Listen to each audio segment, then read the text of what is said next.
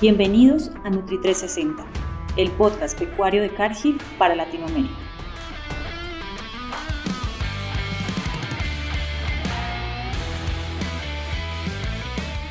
Bienvenidos a un nuevo episodio de Nutri 360, el podcast de Cargill para Latinoamérica. Soy Jorge Flores y el día de hoy estaremos hablando de cólicos en caballo.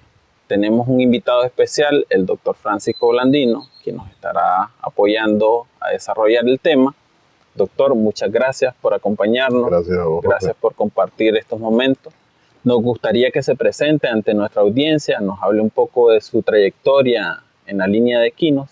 Francisco Blandino, médico veterinario, 36 años de experiencia laborando con equinos. Estamos para servirte y tratar de llevar un mensaje a los propietarios y los manejadores del caballo. Doctor, detrás de lo que vemos en un caballo, fuerza, resistencia, elegancia, cuando vemos un caballo en una hípica, ¿verdad? Existe algo que no todos nos lo comentan. ¿Por qué los caballos son tan sensibles al cólico? Sí, Jorge, antes de pasar a la parte anatómica y fisiológica del caballo, que lo hace ser tan propenso a los cólicos, quisiera definir lo que es un cólico. El cólico en el caballo es cualquier tipo de dolor abdominal que se presente en un equino sin importar el origen. Los orígenes son el cólico digestivo, o sea, el sistema digestivo, que es el más común, el renal, el reproductivo y puede ser por neoplasia sin importar el órgano. Si pasamos a la parte anatómica del caballo y de por qué el caballo es tan sensible, tenemos que recordar que el intestino del caballo comienza en la boca. Tenemos un esófago, un estómago, intestino delgado, intestino grueso, que suman alrededor de 30 o 32 metros de intestino alojados en una cavidad pequeña que es la cavidad abdominal del caballo. En la boca la primera restricción es la condición dentaria. Si un caballo no tiene sus dientes sin filo y puede masticar bien, no hay la molienda adecuada del alimento en la boca. Bajamos a un esófago, que estamos hablando de un músculo sensible a cambios bruscos de temperatura y de volumen, que sigue a un estómago en cuya entrada el esófago se encuentra con el pliegue del cardias, que es de estructura anatómica que evita que el caballo pueda vomitar o erutar. Si hablamos de que seguimos a un estómago de una capacidad entre 6 y 7 litros de líquido, y que en él se da fermentación, tenemos otro problema, porque se van a producir gases que no pueden salir hacia la boca o al esófago, sino que tienen que pasar para atrás. Seguido el estómago de un intestino delgado de aproximadamente 20 metros con un lumen reducido, por el cual debería de salir cualquier exceso de gas o el bolo alimenticio. Del intestino delgado llegamos al inicio del intestino grueso, que es la tolva máxima de fermentación de los caballos, el conocido ciego del caballo, que ahí nos presenta otra restricción, y es que la entrada y la salida están en el mismo punto. Entonces el material entra y debe salir en la puerta vecina. Allí se da la fermentación real del caballo, por eso hablamos del caballo como un animal de fermentación posterior, sí. Y se continúa en el colon. Si ese saco ciego se llena de gases y se obstruye su salida, tenemos un problema serio, porque pueden darse casos de dislocación y hasta torsión de esa parte del intestino. Pasamos al intestino grueso, tenemos aproximadamente 12 metros de intestino grueso, donde se da la mayor fermentación y la mayor absorción de los nutrientes y de agua. Eso implica que ahí el caballo deshidrata su bolo fecal y puede haber cólicos por impacción. Además, anatómicamente, y como les recuerdo, hablamos de 32 metros ubicados en una cavidad pequeña. Para lograr eso, el intestino debe flexionarse para alojarse dentro de esa cavidad. Cada flexión, que se conoce anatómicamente como flexura, disminuye su lumen y la velocidad de paso del bolo alimenticio para pasar al siguiente segmento. Y esos son lugares de restricción donde el alimento se puede detener o bajar tanto la velocidad de paso que oblitera y no deja pasar el resto del alimento, y se dan los problemas de cólico. Siguiente problema es la capacidad o la violencia con la que el intestino se contrae. O sea, el peristaltismo del caballo es uno de los mayores en la naturaleza. Si el intestino contrae con fuerza y encuentra una obstrucción más adelante, lo que o suele suceder es que se tuerza sobre su eje, y esos son los cólicos más difíciles de solventar, resolución quirúrgica con pronósticos reservados. Doctor, entendiendo todo lo que nos acaba de mencionar, la verdad que desde el punto de vista fisiológico el caballo es susceptible a los cólicos. Así es. Nos queda más que claro de que desde su diseño él siempre va a ser una especie predispuesta a padecer de cólicos. Exactamente. Doctor, me gustaría que nos mencione cuáles son los errores más frecuentes desde el punto de vista nutricional que normalmente cometemos al alimentar a nuestros caballos y que pueden representar un problema que nos lleve a un cólico. Mira, básicamente el manejo nutricional es la clave, porque si alimentamos mal o manejamos mal la nutrición, el caballo va a terminar con cólico. Si nosotros no damos la suficiente cantidad de agua para que el caballo funcione dentro de ese lumen intestinal e incluso tenga la irrigación necesaria, vamos a llevar el caballo hasta un cólico. Si a la hora de dar los alimentos usamos paja o pasto de muy mala calidad, de poca digestibilidad, vamos a llevar al caballo a padecer de un cólico. Si abusamos del uso del alimento concentrado y metemos volúmenes muy grandes en tiempos muy prolongados, vamos a llevar a una fermentación alta y a llevar el caballo a padecer de cólico. Desgraciadamente tenemos mucho de costumbre, un error garrafal de alimentar los caballos 2 veces al día. Cuando se dice lo mejor 3 veces al día, desayuno, almuerzo y cena, y eso nos puede conllevar a un cólico. Doctor, y también nos encontramos casos donde caballos de recreación que también son alimentados con concentrado.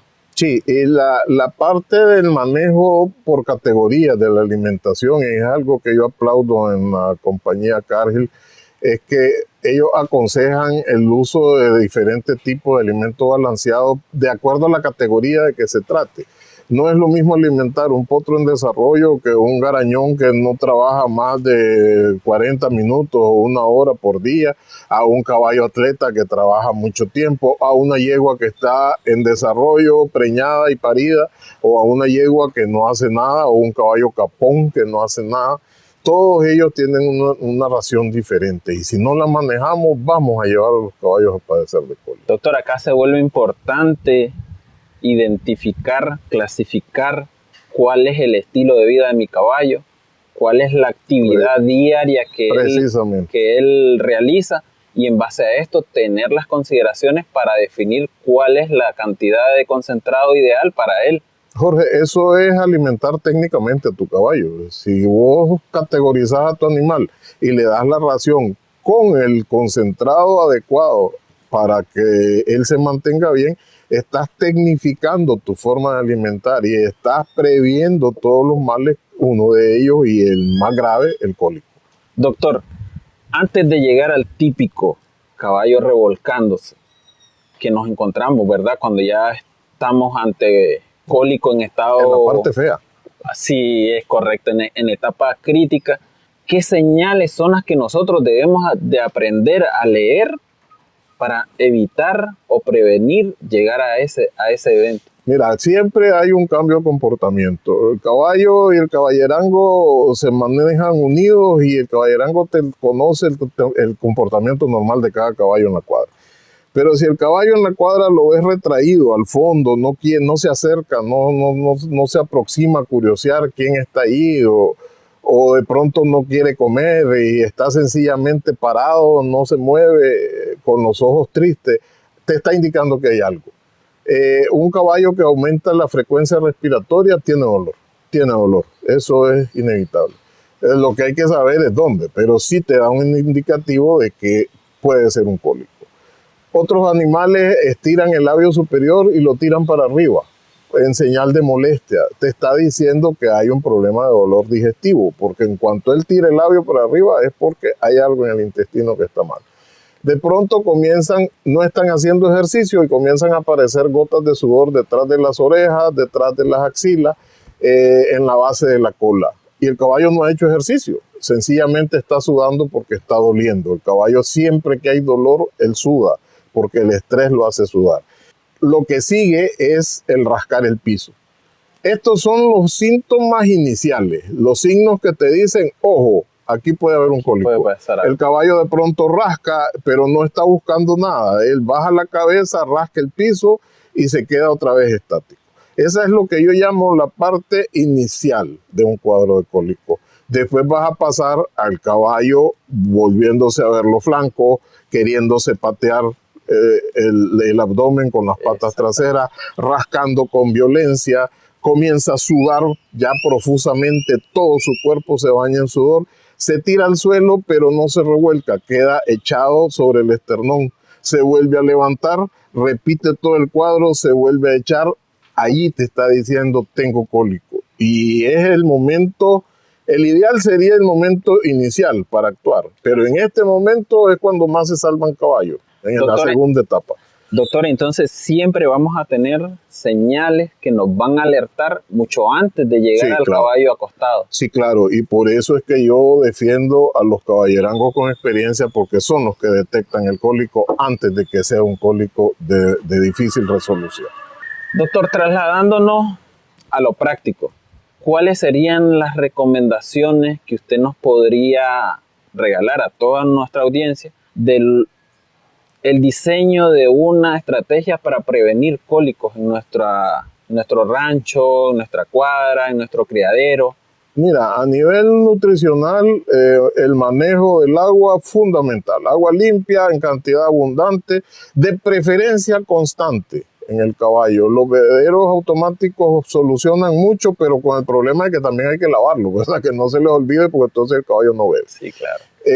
Aporte de agua, fibra de excelente calidad, no es cualquier zacate seco me sirve para el caballo, eso no es cierto, tiene que ser un pasto para caballos bien enificado.